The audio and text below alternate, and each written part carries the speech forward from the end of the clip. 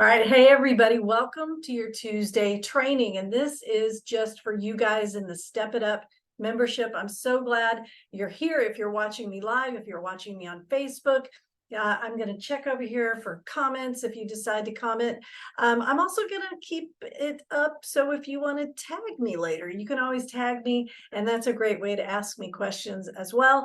If you're watching me on Zoom, if you're going to participate live, awesome. Remember, you can always get the Zoom link in your Step It Up training orientation. It's right there, and you just click it. It's the same link every week. And unless I'm traveling or we've pre-recorded something, it's always going to be Tuesday at noon. Even if I tell you in an email, it's a different time, which I've been known to do. All right, so let me get everything straight here. Today is a really important topic. Today, I'm going to talk about no, okay? And it's a special no. This is a special holiday no. And I'm going to give you examples so that when you leave this training today, you will have an idea, even if you're listening to me, like if you're listening to me on a podcast episode and you're driving in the car and I'm doing something on screen share, I'm going to make sure you can still hear what's going on, or you know what I'll do, I will describe it to you, because I do have some specific examples for you from Instagram, because when you leave this, I want you to have some resources this week. So at the time of this recording, we are 2 days from Thanksgiving. So who knows when you'll be listening to this, right? You could be listening to this and it's in the middle of summer. So, and you're like, wait, what is she talking about? File it away, because you're going to need it later. Now, this is going to be kind of quick today too, because since it is 2 days before Thanksgiving, I know many of you are kind of pulling your hair out because you're running your business, you're trying to do all the things, the kids are home, and perhaps you're getting ready to cook. I'm not. I've got a turkey defrosting that's already cooked. Thank you, Popeyes. So I gave that up, but that's one of the things I'm going to talk about today, are the different ways that you can get through this holiday season, because it's different when you're a business owner. I'll even go a step further. It's different when you're a counselor. Remember, as a counselor, you are a sponge. You're absorbing all of the emotions in the room. That's your job. It's hard to kind of turn the volume down when you're with your family and turn it back up when you're on the job. Right? On the job, you're supposed to be in touch with your feelings, not blocking them out. And a lot of counselors are HSPs, right? Highly sensitive people. And so when you enter a room, it's like, wow, right up on you. So this time of year can be hard for everybody, but especially for counselors. So I'm talking to you, badasses. Those of you who own your own practice, work in an agency, you're in a school setting, whatever setting you're in, if you're a grad student and you're studying about how to become a counselor, or you're in your internship, or you've got your associate license, you're doing the thing. So it's time to learn how to, and I know a lot of people hate this term, self-care. So I talk about achieving balance. I want you to achieve balance. And I hear all the time, oh, a balance is unattainable. Baloney. You can achieve balance. It's about your autonomic nervous system, the parasympathetic, the autonomic nervous system, the vagus, all of those terms. I'll go back and edit those back in. All of the things that they talk about in the book, The Body Keeps the Score, your fight or flight, all of those things that are ingrained and embedded in us, right? So let's get to it. Number one tip, hide your phone. I'm not even kidding you. Hide your phone. When you are with people, be with them. And when it's time for bed, put your phone away. I know this sounds like I'm your mom and I'm telling you what to do. Your phone is one of those things that causes you to switch topics, right? You're switching, you're listening, you're going back to your phone, you're switching, you get a text, you're back, you're trying to engage. That's exhausting. I get it. If you're with people you don't like and you don't know very well, and you want to kind of get on your phone and hide in a corner, you do you. What I'm talking about is for you HSPs or introvert extroverts, or those folks who are just kind of uncomfortable in big crowds and situations. That constant buzz going off in your pocket is going to draw energy. It's going to take energy away from you and your ability to stay engaged, your ability to feel good. So put the phone away. And then at night, and I am talking to myself here, grab a book, put the phone away. During the holidays, your sleep is your savior. This is just, I mean, we know it with brain research, we know it with research with cognition. You got to protect your sleep. And so those are just two easy things. I know I just said hide your phone like that's one thing, but I segued. Did you see what I did there, right? I dovetailed that together with sleep. So we're putting those two things together. Number 3, you're going to love this one. Set a timer. I know I said hide your phone, but you didn't listen to me. So you're at the party, you've got your phone in your pocket. You remember like back in the day when people were doing all of the online dating? I don't do that anymore. So I'm sure they're still out there doing, are rescue texts still a thing, right? When you like, okay, 10 minutes into this date, I want you to text me. If the date's going well, I'll ignore you. If it's doing terribly, then I will say, oh my gosh, I gotta go. I have a text. Set a rescue text for yourself. So I know for me, 20 minutes is kind of my max with people. Now that's on me, engaged, talking, hugging, shaking hands, asking questions. 20 minutes, I get a little crispy fried. I can stretch that into like a therapeutic hour, 55 minutes, maybe 60.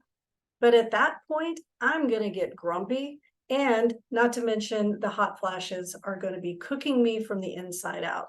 So setting a timer as your own rescue text, right? Your phone goes off, you look at it, you're like, oh, hang on just a second, I got to take this. You go outside, you go to another room, you go to the bathroom, go someplace where you can get a break from the stimuli, okay? So setting yourself a rescue timer isn't rude, it's self-care. It's just you saying, I'm going to go and I'm going to do my break and I'm going to do my mindfulness, my breathing. I'm going to read a little chapter out of my self-help book.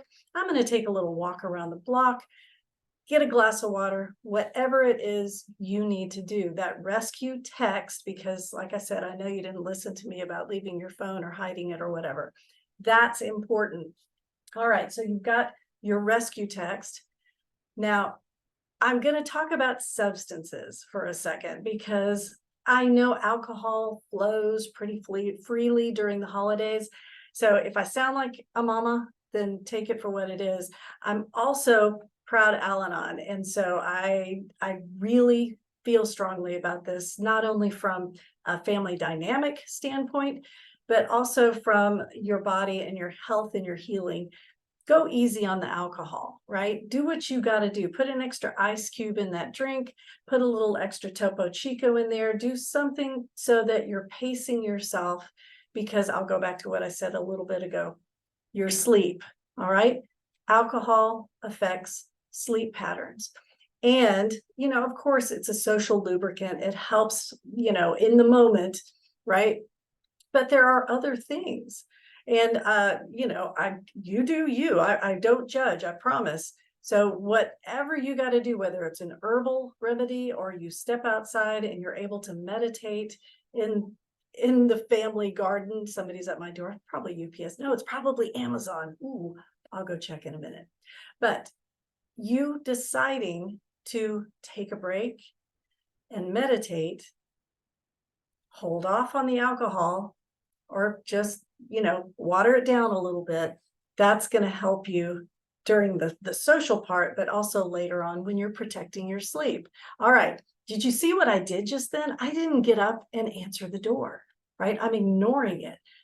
That's called a boundary. Now, it's a way of saying no, but a lot of us don't have the words. So this is what I was kind of excited about. I found a couple of resources on Instagram. Now, one of them I have introduced to my groups before. She is Melanie O'Reilly Rogers, and her Instagram handle is Mostly Under Control. And I'm going to show you her in a second, but her tagline is self-care advocate for the modern mom. Now, I know that I'm not just talking to moms here. I'm talking to all kinds of folks, but this second, no, what are we on now? 4? Some of us don't have the words beyond therapy. Like, we know the word boundary. Yay, go us.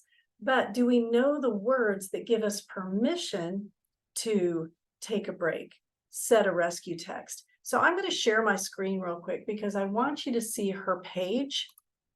And I highly encourage you to go check her out. Right. So if you're listening to me on the podcast and you're not able to see the video, I'm just scrolling through her Instagram, and I don't know who needs to hear this, but me time should be done every single day. I loved this video. There's no sound. She said, this is not a video of me making snack while talking to my kids. They were screaming at me about one thing or another. I was regulating myself before I could help them regulate themselves. So she talks about this idea of being in it, right? So whether that's a crowd or kids or whatever it is, being in it, and then the importance of being able to self-regulate. And you can't do it in the moment unless you've done the work ahead of time, which is what we're talking about, achieving balance, right? 2 things here. We're talking about doing it outside of the holiday dinner room. I think, what do they call that? A dining room, right? Outside of that room, you're protecting your sleep, you're putting your phone away. Inside the room, you're going to go easy on alcohol. You're going to send yourself the rescue texts. But following people like Melanie, taking her 21-day self-care challenge, really understanding what it means to self-care, right? Then you can start to have the words to be able to take the time you need, right? It's not about permission. This is not about, well, they don't let me self-care. Well, what am I supposed to do? Well, Uncle Jack had me trapped in a corner and I couldn't get away. No, no, no, no. You don't need anyone's permission to self-care. Remember, you're a counselor. You're getting this all day long. You're like a sponge walking into a room full of water. So if you're waiting for permission, I guess this is it. I can give you permission, but you don't need it. All right, the next thing I'm going to show you, I'm going to stop the share so I can get it queued up. This is, I love this, and you can push back on me if you know something else about this site. But this person, it's called Jimmy on Relationships. And he puts the words on things that often our clients don't have the words for. So, for example, I have this exercise that I do with my students when we're learning about family systems, rules and roles. And my example is always, okay, at a big family dinner, or like Thanksgiving, who does the dishes? Who gets to get up and go watch football? Who just sits and allows plates to be taken away? Who takes the plates away? What is their gender? What is their age? What role do they have in the family as a whole? Right? So you start to learn, in my family class anyway, how roles and rules are unwritten, but they are so strong and they're so hard to break.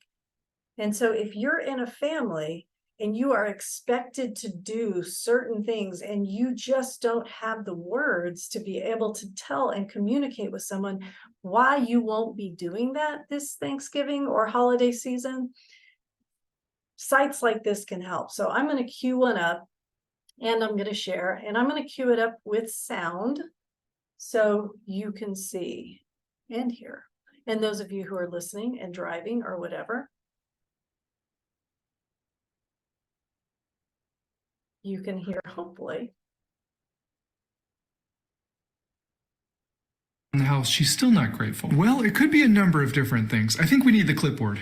How are you finding clipboards? First question, are the dishes and loading and unloading the dishwasher and sweeping the floor and preparing meals for the family, are those mutual chores? What does that have to do with it? Well, unless you've collectively decided that those are all her chores, then when you do them occasionally, you're not actually helping her. How so? Because when you say you're helping her or you did a chore for her, it incorrectly assumes that it's all her responsibility. So you contributing at all is going above and beyond, right? Question, do you thank her every time she does a mutual chore? No. Then why do you expect to thank you when you do one? Well, it would just be nice if she was grateful for the effort I was putting in. Do you think it's possible that she might feel the same way about the effort she's putting in? I don't know. I think it's really important that we're both grateful and appreciative towards each other, but we have to be very careful because so often women are taught that regardless of whether they work or not, the entire household is their responsibility. I mean, if both of you stopped doing the mutual chores and the house was a mess and your family came over, who would they blame that it's messy? Probably her. Yeah, because it's her job, isn't it? She's the project manager and the project executor. The reason she might not be expressing gratitude is because she feels slightly insulted that you want to thank you for doing a mutual chore that you don't even thank her for doing the lion's share of. Can you see how maybe that would feel unappreciative or neglectful? Stupid clipboard. All right, so Even when I help her around the house, if you needed some words to give yourself permission to talk to others about how you will be doing things a little differently this holiday season, I hope you'll consider other resources, right? I like Instagram. It's fun. It's silly. It's not clinical. But finding the words can really help when it comes time, if you're going to communicate, or maybe you're communicating with someone who you know won't listen. And so you just have this conversation with yourself. Like I said, holiday no's are special no's, right? Sometimes it's just your inside voice and saying, you know what? I can't do this, to yourself, right? You're not announcing it. You're not trying to change an entire family dynamic.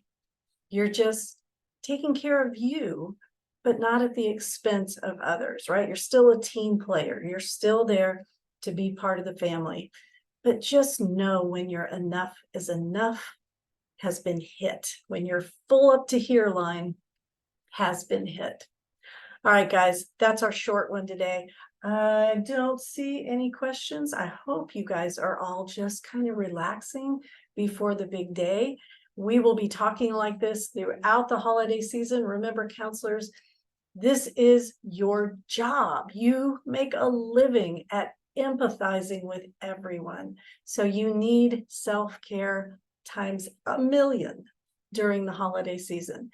Right? So take advantage of these tips, even the one to hide your phone, and take care of yourself. You're too important to lose to burning out over the holidays. All right, guys, have a wonderful day. I'm Dr. Kate Walker.